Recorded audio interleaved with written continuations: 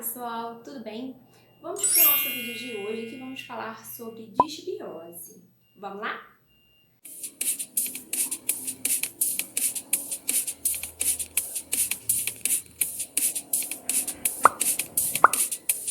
Bom, a disbiose é um conceito que vem sendo discutido na literatura científica, no meio científico. Os cientistas vêm então discutindo o que é disbiose, né? Porque até então, até o momento, a gente fala de disbiose como um desequilíbrio na nossa microbiota intestinal, na composição das bactérias que compõem o nosso intestino.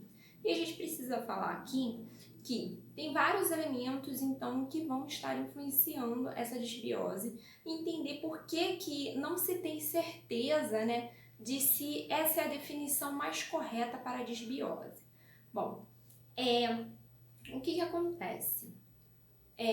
A relação, sim, da composição da microbiota intestinal, da funcionalidade da nossa microbiota intestinal com o desenvolvimento de várias doenças. Então, há essa relação.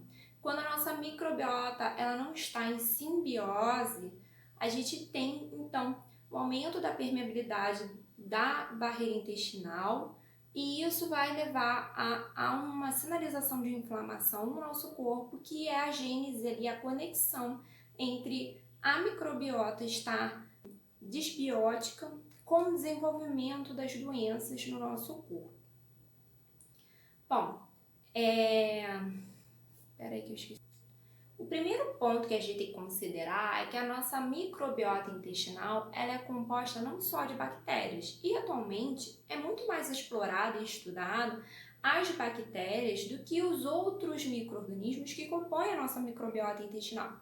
Se você hoje buscar no PubMed, você vai começar a ver que está havendo aí uma aplicação com relação aos outros micro-organismos, né, que compõem nossa microbiota intestinal.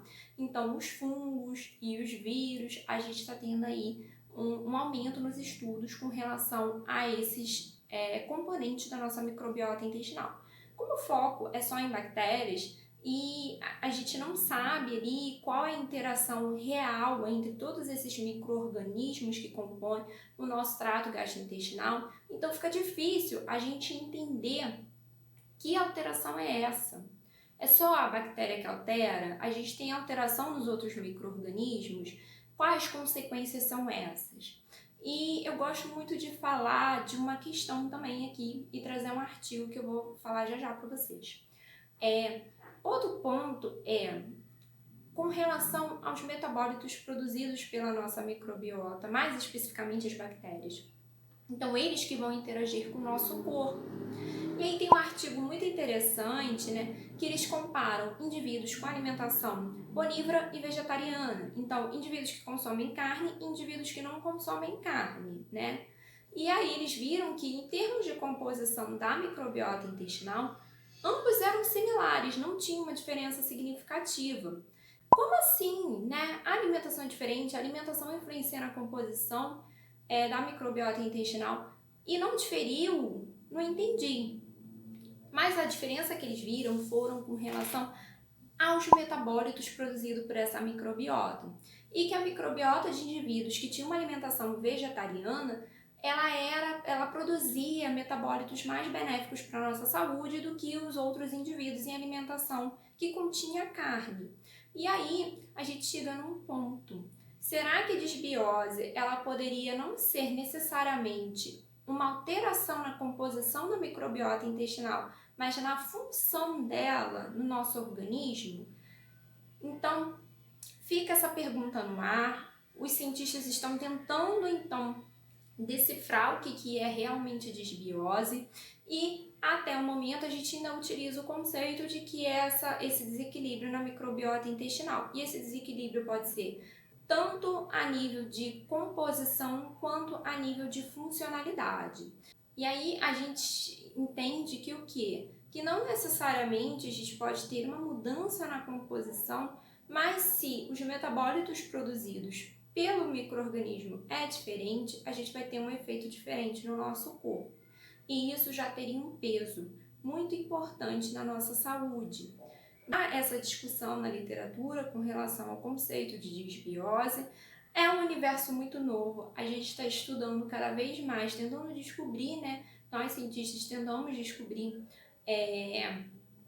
como funciona esse universo, qual a interação. Lembrando, né, a gente tem uma gama enorme de micro-organismos e a gente precisa entender a relação entre eles, a simbiose que há entre eles e essa simbiose deles conosco, esse equilíbrio, essa harmonia deles conosco.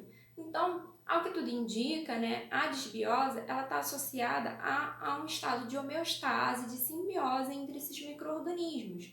E isso pode ser tanto a nível de composição quanto a nível de funcionalidade ou os dois em conjunto. Então, quanto mais a gente tiver informações sobre esse universo, sobre como funciona a interação que eles têm entre si, melhor para a gente compreender e tentar entender o que acontece ali, o que realmente é desbiose e poder então ter tratamentos melhores e mais efetivos para os nossos pacientes. Então, a discussão aqui desse vídeo é com relação à desbiose, né? O que a gente tem hoje é alteração na composição da microbiota intestinal, mas não necessariamente só isso poderia caracterizar uma desbiose, e que o que importa de fato é essa relação que a gente tem com a nossa microbiota e que a microbiota tem conosco. Então é muito importante a gente cuidar bem dos micro-organismos que compõem o nosso trato gastrointestinal, né, para que a gente tenha saúde, né, de acordo com os metabólitos que eles produzirem. Então era a informação aqui desse vídeo de hoje. Eu espero que vocês tenham gostado. Deixem seu like e até o próximo vídeo.